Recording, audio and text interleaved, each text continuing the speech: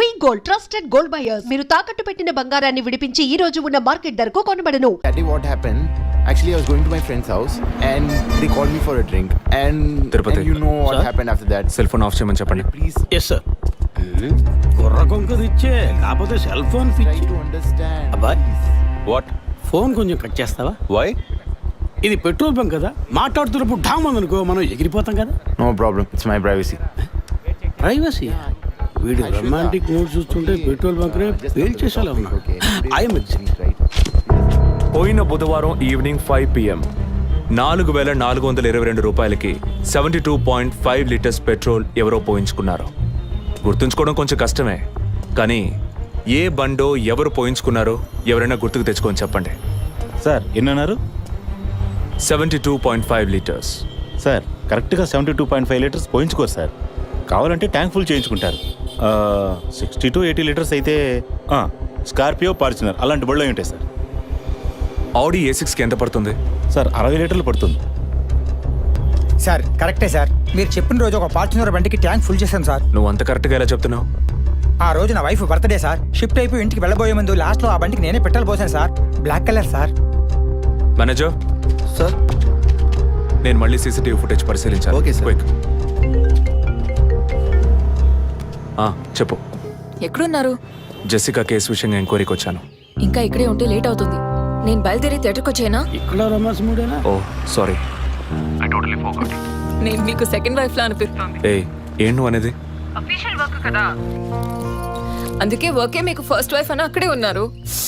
Show ఏమైంది? గుడ్డల పైన ఆరేసి థియేటర్ మర్చిపోయాను. ఓకే, మళ్ళీ కాల్ చేస్తాను. బాయ్. Ready sir. ఏంటి సార్ రెడీయా? చూస్తున్నాను సార్. సార్ మీరు చెప్పిన టైం నుంచి ఫాలో అవుతున్నాను సార్. యా, కెమెరా 2 మాత్రం మ్యాక్సిమైజ్ చేయండి.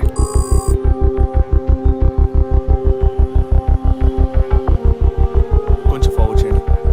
Forward forward forward forward forward. Okay okay, stop stop stop. Back back back back. ఇంకొంచెం ఇంకొంచెం. యా, ఫ్రేమ్ బై ఫ్రేమ్ వెళ్ళండి. స్లో. ఫ్రీజ్. సార్ ఈ బండే సార్.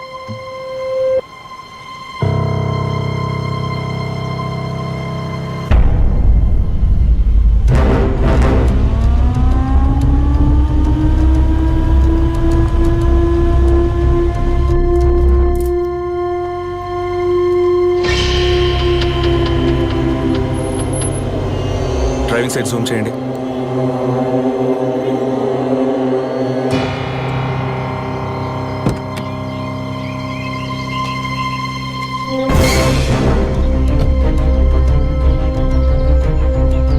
ఫోకస్ క్లియర్గా లేదు. పక్క సీట్కి రండి. Full tight.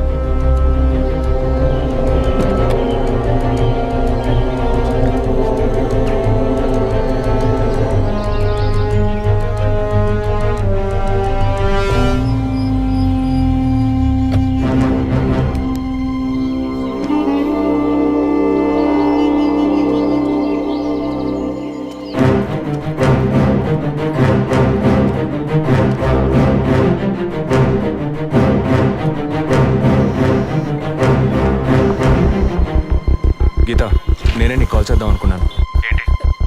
ఆ రోజు ఒకటి చర్చ్ దగ్గర కార్లో చూసానని చెప్పానే. అవును. వాడు నన్ను వెతుకుంటూ ఇంటికే వచ్చాడు. అదే కారు. వాడు మాత్రమే కాదు, ఆ రోజు చైన్ పట్టుకు లాగాడి వాడు కూడా ఉన్నాడు. మిగతా ఇద్దరు కూడా ఉన్నారు. నువ్వెక్కడున్నావు? ఇంట్లోనే ఉన్నాను. నేను చెప్పేది విను. ముందు మెయిన్ డోర్ లాక్ చేయి. ఎందుకు? నేను చెప్పింది మాత్రమే చేయి. ముందు వెళ్ళి మెయిన్ డోర్ లాక్ చేయి. Tirupati sir I need a bike. Already ready చేసి ఉంచారు సార్. రైట్, వాడిని సీజ్ చేయరా.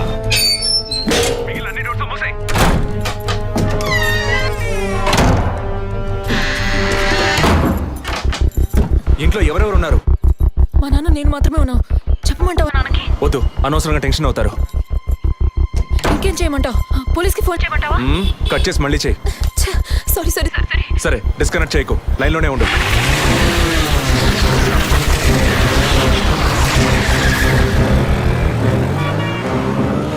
Don't talk like that. I really don't like it.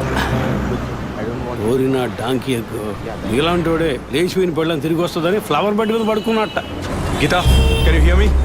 వెంటనే ఇంట్లో ఉన్న ఏసీ, ఫ్రిడ్జ్, ఫ్యాన్ అన్ని ఆఫ్ చేయి.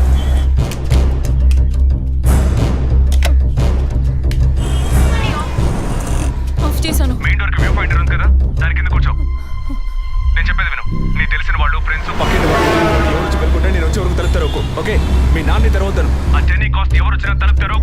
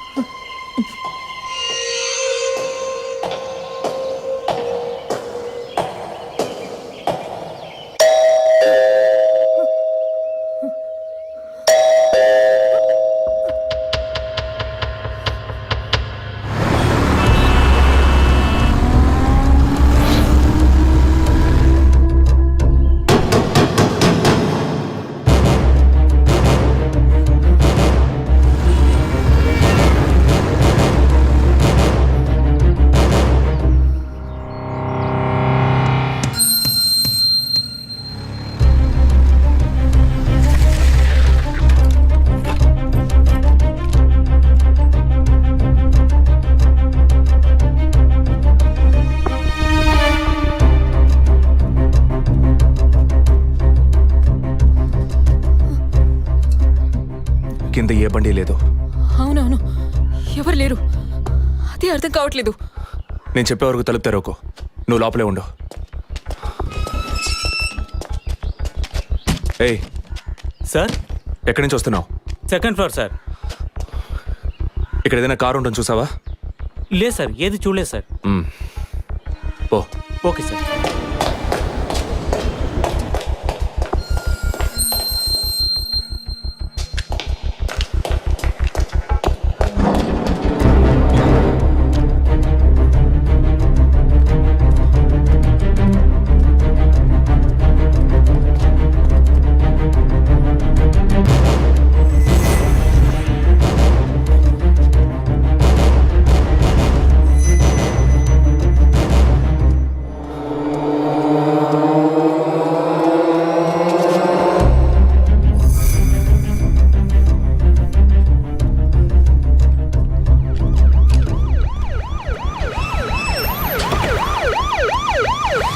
సార్, ఈ సరౌండింగ్లో ఉన్న అన్ని సిగ్నల్స్లో ఆ బండిని ట్రేస్ చేయమని చెప్పాను సార్. చుట్టూ ఉన్న అన్ని స్ట్రీట్స్ని తరోగా చెక్ చేయండి. Okay sir. అలాగే సార్.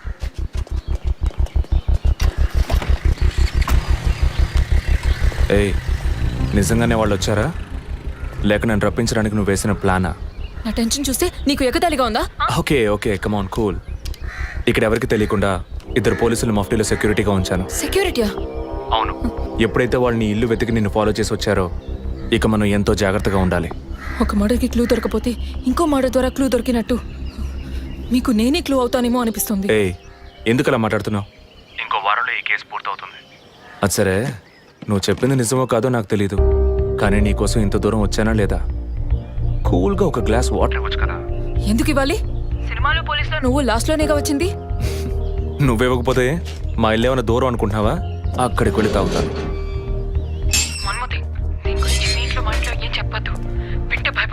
హే, ముఖ్యంగా ఇది నాకు అఫీషియల్. ఒక పోలీస్ ఆఫీసర్గా ఎవరికి ఏది చెప్పాలో ఏది చెప్పకూడదో నాకు తెలుసు. Okay, you take care. I'll call back. Okay, bye.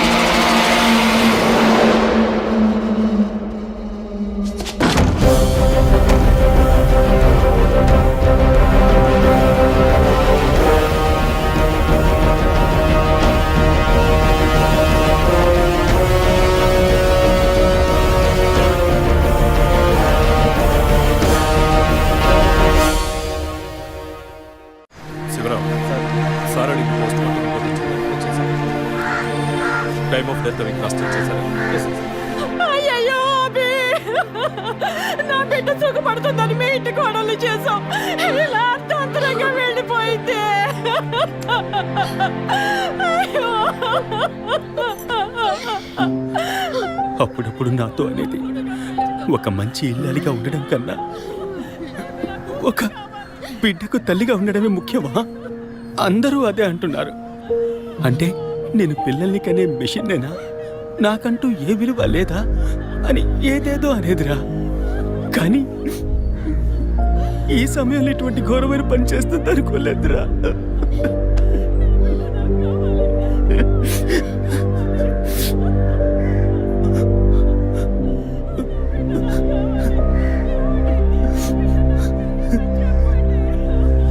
PM report ప్రకారం ఉరేసుకున్నందువల్ల గొంతు భాగంలో తాడు బిగుసుకుపోయి గాయమైంది సార్.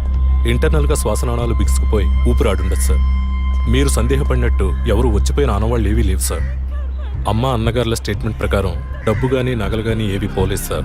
ప్రస్తుతానికి the mode of death is సూసైడే సార్. బట్ కారణం ఏమిటి అన్నది మాత్రం మీ అన్నయ్య గారిని ఎంక్వైరీ చేయాలి సార్. ఇప్పుడు నిన్నేమడిగామని ఒక వంశాంకురాన్నే కదా అడిగాం. ఆ పరమాత్మ ఇచ్చే సమయంలో ఇలాంటి పని చేసి వెళ్ళిపోయావేంటమ్మా? ఏమీ తెలియనట్టు మాట్లాడకండి. మీరు అడిగినంత డబ్బు ఇస్తామన్నాక అంతలోనే నా బిడ్డని పొట్టను పెట్టుకున్నారే. విసరే రిపోర్ట్స్ వచ్చిన తర్వాత నాకు ఇన్ఫార్మ్ చేయండి. Sure sir. ఈ డబ్బేంటి? ఎవరు అడిగారు? ఎందుకు ఇలా నోటుకొచ్చినట్టు మాట్లాడుతున్నారు? మీరు అడగబడకుండానే తను వచ్చి 50 లక్షలు అడుగుతుందా? వాళ్ళ నాన్న కూడా ఇస్తామని చెప్పారుగా. మేమా? మీరు అడగలేదు అనుకోండి, మీ కొడుకు అడగమని చెప్పుంటాడు. 2 రోజులు ఓపిక పట్టలేకపోయారే. ఓపిక పట్టుంటే నా కూతురు నాకు దక్కేది. విన్నావు డ్రా మాటలు ఎంత నింద మోపుతున్నారో. మనం ఏం తప్పు చేసామని రా ఇన్ని మాటలు ఎంత బాధ పెట్టారు. అయ్యో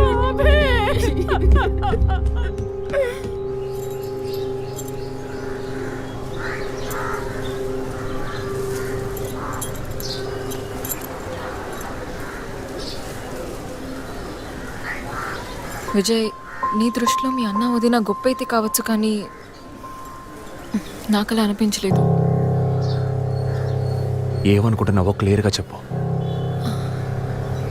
మీ ఇంట్లో తీసిన ఫ్యామిలీ గ్రూప్ సెల్ఫీని ఫేస్బుక్లో పెట్టానన్నాను కదా, అది చూసి నా ఫ్రెండ్ రేఖ ఎప్పట్లా నాకు ఫోన్ చేసింది. మీ వదిన ప్రెగ్నెంట్గా ఉందని చెప్పినప్పుడు తను మీ అన్నయ్య గురించి నాతో ఓ మాట అంది. ఏమంది? తను ఒక డాక్టర్. ఓ 6 monthsకి ముందు తను వర్క్ చేసే ఫర్టిలిటీ హాస్పిటల్కి మీ అన్నయ్య మాత్రం ఒంటరిగా వచ్చారట.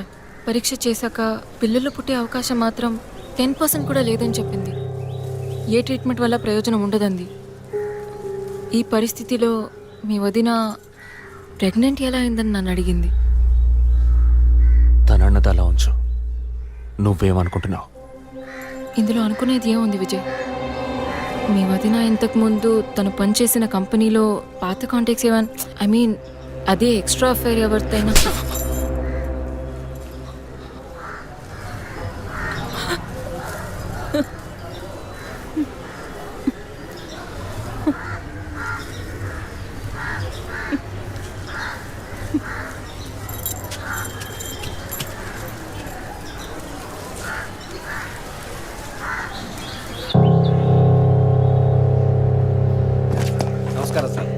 నమస్కారం సార్.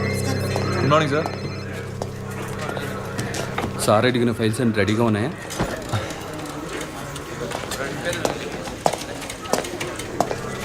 సార్, అభినయ్ గారి సారీ సార్, వదిన గారి విసారా రిపోర్ట్స్ ఇప్పుడే వచ్చాయి.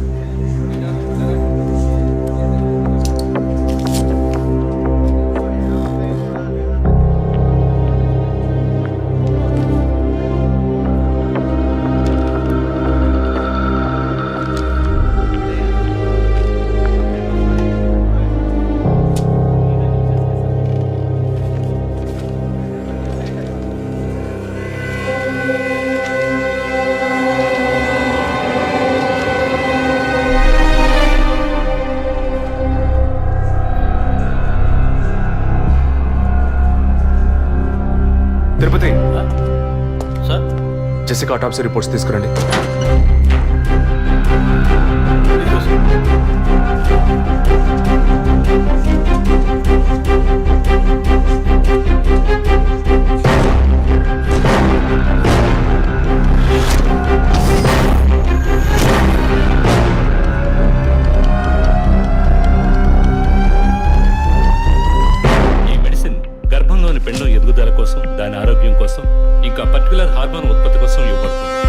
ఆర్టిఫిషియల్ గర్భధారణ కోసం ఫెర్టిలిటీ డ్రగ్గా కూడా దీన్ని యూజ్ చేస్తారు. ఆర్టిఫిషియల్ గర్భధారణ అంటే ఈ టెస్ట్ బేబీ వంటిదా? నో ఖచ్చితంగా అదే అయి ఉంటుందని చెప్పలేము. లైక్ ఐవీఎఫ్, ఐసీఐ అని ఎన్నో ఫ్రోజన్ మెథడ్స్ ఉన్నాయి. ఈ 2 కేసులు ఊహించిన డెత్ అవ్వడం వల్ల ఇక్కడ ఇంకో విషయం కూడా చెప్పాలి. ఏంటి డాక్టర్? మన మంత్రి విద్యాధర గారి కోడలో పద్మావతుందే సూసైడ్ చేసుకున్న కేసు మీకు గుర్తుంది కదా? అన్నానగర్ వెస్ట్. ఎగ్జాక్ట్లీ. ఆ అమ్మాయి ఒంట్లో కూడా ఇదే మెడిసిన్ ఉన్నట్టు కనుక్కోవడం జరిగింది. పొలిటికల్ స్టేటస్ వల్ల పేపర్లో కూడా పెద్దగా రాలేదు. You would have notice. Yes doctor, but ముగ్గురు చనిపోయారు. దీనిలో ఎక్కడ ప్రాబ్లం ఉందనుకుంటున్నారు? ఎక్కడో తప్పు జరిగింది అనేది కన్ఫర్మ్ అయింది. ఆ మరణించిన వాళ్ళ భర్తలను గనక అడిగితే ఏదైనా క్లూ దొరకచ్చు.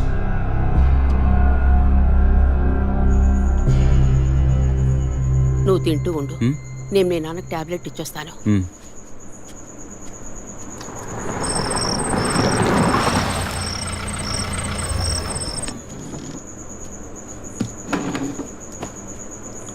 రారా, నువ్వు లేటా? వదిన కేసు విషయం మాట్లాడి రావడం వల్ల కొంచెం లేట్ అయింది.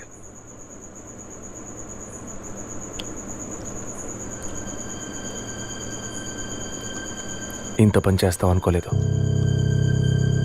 ఏంటి? నిజాన్ని దాచడం. పోలీస్ దగ్గర దాచిపెట్టచ్చు, కానీ తమ్ముడి దగ్గర దాచకూడదు. నువ్వనేది దేని గురించిరా? వదిన విషయమే. వదిన విషయమా? వదిన్ని ఎందుకు చంపావు? ఏంట్రా వాగుతున్నావు?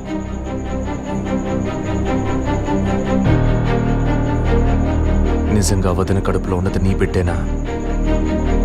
ఏం కూర్చావరా? మీ వదిన గురించి ఎంత మాట అన్నావురా? చేతిరా, నిజం చెప్పరా. పోలీసు అని ఏమైనా మాట్లాడతావా?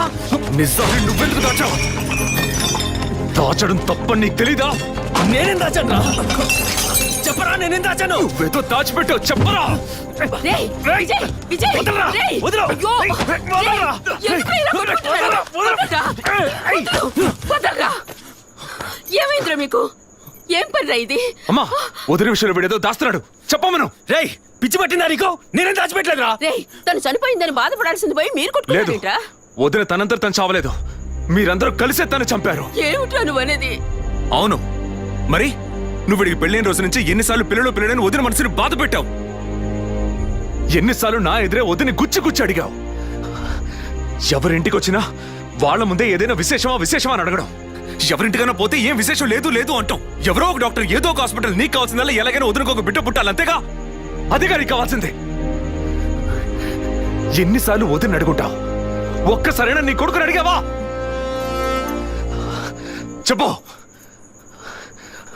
చెప్పమను.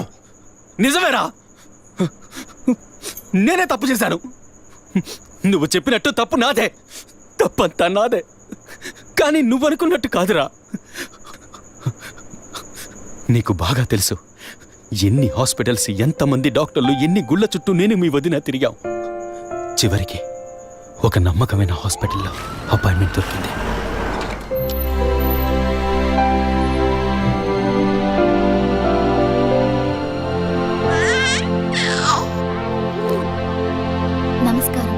ఫస్ట్ టైం మా హాస్పిటల్కి వచ్చారు కదా? అవును డాక్టర్.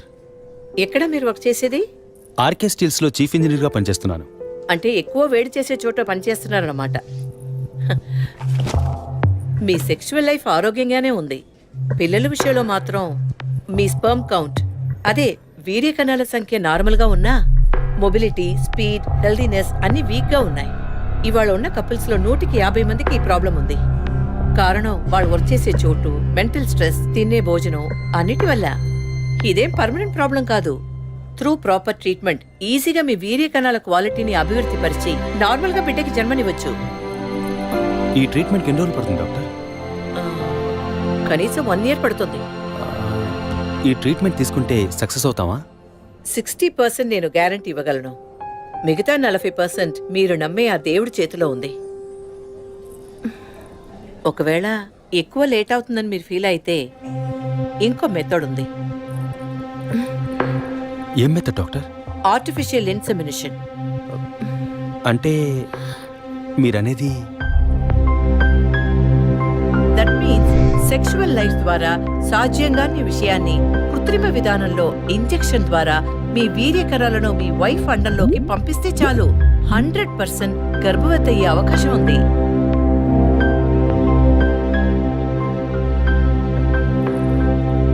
ఇందులో ఆలోచించడానికి ఏముంది? ఈ ప్రపంచంలో భర్త ద్వారా ఓ బిడ్డకి జన్మలివ్వలేని అమ్మాయిలు ఇంకొకరి వీర్యకణాల ద్వారా ఈజీగా పిల్లల్ని కంటున్నారు. మంచి అవకాశం ఉంది. పైగా మీ హస్బెండ్ది. ఆలోచించేదేముంది? తొలి రాగం చెరిపేను దూరం కను పాప దాటి వచ్చే కలయిదారం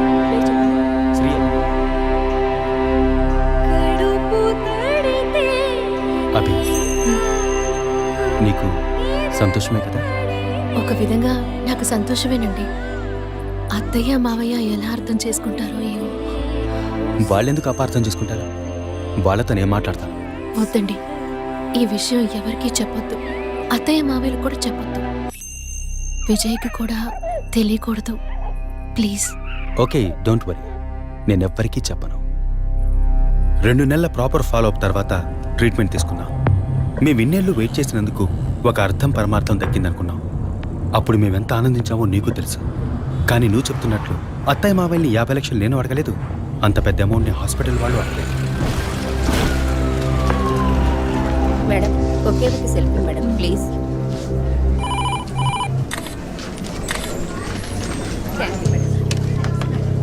సార్, మీరు లోపలికి వెళ్ళొచ్చు. Thank you. Please be seated.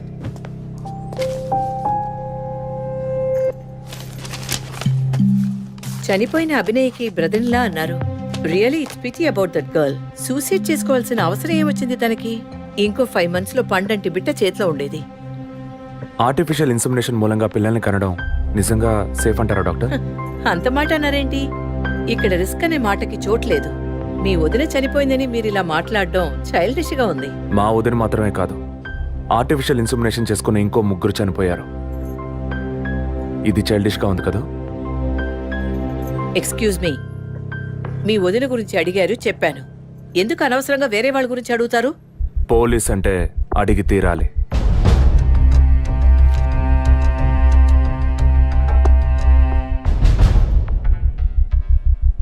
I'm sorry, నేను ఇక్కడ క్యాజువల్గా అడిగిపోదామని వచ్చాను. కానీ మీ మాటలు విన్నాక ఇప్పుడు ఇది ఎంక్వైరీగా మారింది. మా అన్నయ్యకి పిల్లలు పుట్టే అవకాశం లేదని వేరే హాస్పిటల్లో రిపోర్ట్స్ ఇచ్చారు. దీని గురించి మీరేమంటారు? సింపుల్. హెడేక్ అని డాక్టర్ దగ్గరికి పోతే ఒకరు ఆర్డినరీ హెడేక్ అంటారు, ఇంకొకరు డీహైడ్రేషన్ అంటారు, ఇంకొకరేమో ఎంఆర్ఐ తీసి చూద్దాం అంటారు. కానీ ఎవరు కరెక్ట్ గా డయాగ్నోస్ చేసి ట్రీట్మెంట్ ఇస్తారనేదే ముఖ్యం. సర్లేండి, డాక్టర్లు కూడా సాధారణ తలనొప్పిని బ్రెయిన్ ట్యూమర్ అని చెప్పి బిల్లు పెంచేస్తున్నారు కదా. మాట వరుస కన్నా. ఎందుకు ఈ డౌట్? బయట మీరు చూసారే, టీవీ సెలబ్రిటీస్ మదన్ కౌసల్య వాళ్ళు కూడా ఇష్టమయ్యి ఆర్టిఫిషియల్ ఇన్సెమినేషన్ చేయించుకున్న వాళ్లే. ఆ రికార్డ్స్ అని కూడా మేము సీక్రెట్ గా మెయింటైన్ చేస్తున్నాం. సీక్రెట్ గా బిల్డ్ చేసిన వాళ్ళు సెల్ఫీ తీసుకుని ఫేస్బుక్ లో పెట్టినట్టు సీక్రెట్ బాగా మెయింటైన్ చేస్తున్నారు. Keep it up. Anyway, legal గా మీ ఫ్రాంచైజీలో ఉన్న ఏ హాస్పిటల్స్ లో ఆర్టిఫిషియల్ గర్భధారణ చేస్తున్నారో అది మాత్రమే కాకుండా ఎంతమంది క్లయింట్స్ ఇంతవరకు ఈ ట్రీట్మెంట్ తీసుకున్నారో నాకు ఫుల్ డీటెయిల్స్ కావాలి. ఇంకా ముఖ్యంగా మీ హాస్పిటల్ రిపోర్ట్స్. అవి ఇండియన్ మెడికల్ అసోసియేషన్ లో దొరుకుతాయి. But you need legal permission for that. అంత త్వరగా మీకు అందవు. మీ హస్బెండ్ ఈ హాస్పిటల్లో డీన్ మాత్రమే కాదు, మీరన్న అదే ఐఎంఏలో one of the board member కూడా. సో మీకు వీలవుతుంది. Manual and all the system reports ఒక్కటి కూడా మిస్ అవ్వకూడదు. షూర్, 2 days లో వచ్చి తీసుకోండి. సారీ మ్యామ్, ఇంకో 2 hours లో కావాలి. ఓకే, నేను డిపార్ట్మెంట్కి ఇన్స్ట్రక్షన్స్ ఇస్తాను. If you don't mind, can you make it now?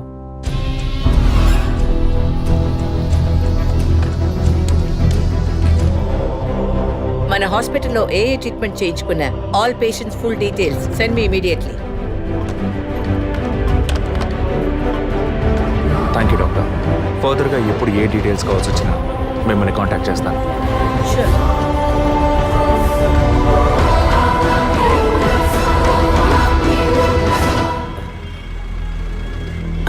పాలు సెలూన్ సార్. షేవింగ్ ట్రిమ్మింగే సార్? నేనటి న్యూస్ పేపర్ ఉంటే వెళ్ళి తీసుకురండి. అలాగే సార్.